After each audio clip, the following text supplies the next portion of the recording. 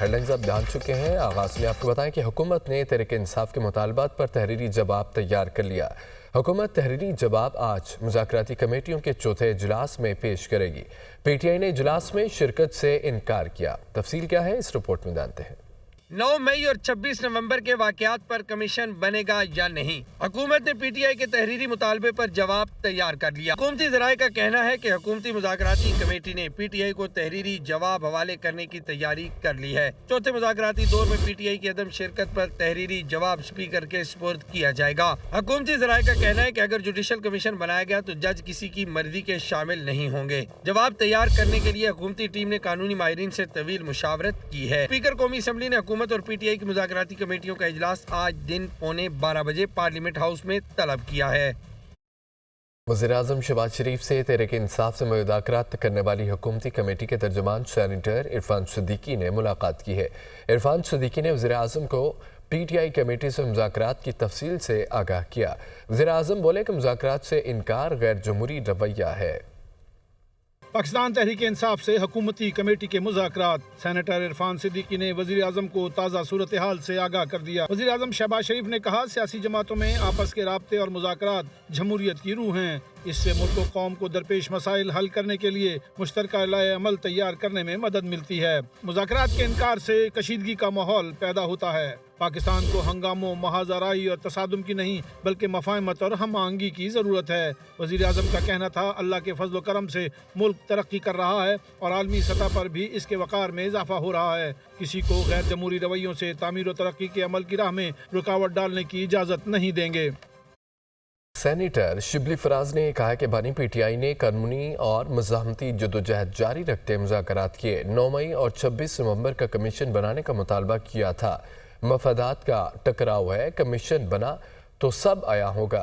हुकूमती बदनीयती पर मुज़ाकरात का बाइकआउट का फैसला किया। PTI बानी और वर्कर्स पर बदनीयती पर बनाए गए मुकदमात से हुकूमत की फस्तायत अयां है।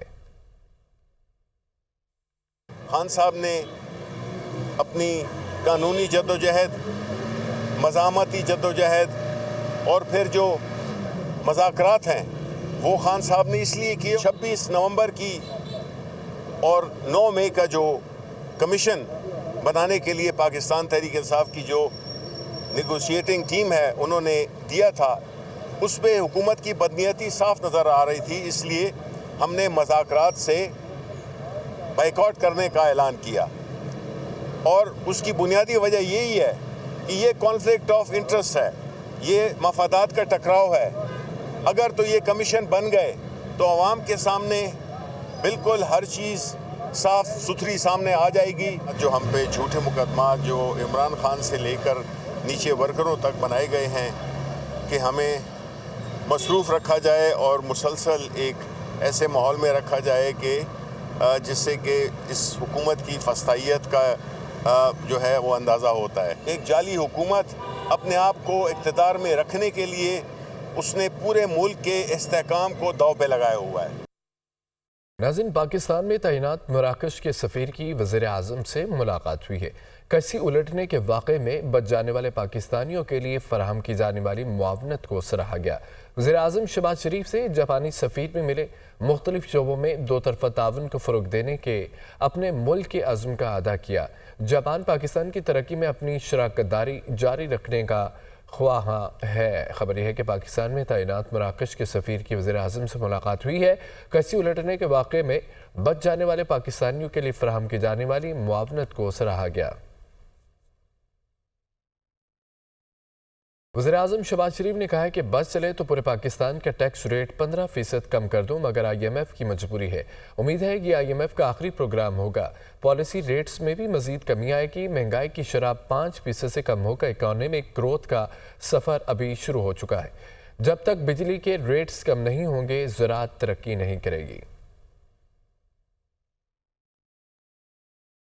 मेरा अगर बस चले तो आज मैं पूरे पाकिस्तान में जो टैक्स रेट है वो फिलफौर 15% मैं कम कर दूँ, लेकिन इस वक्त IMF की मजबूरी है।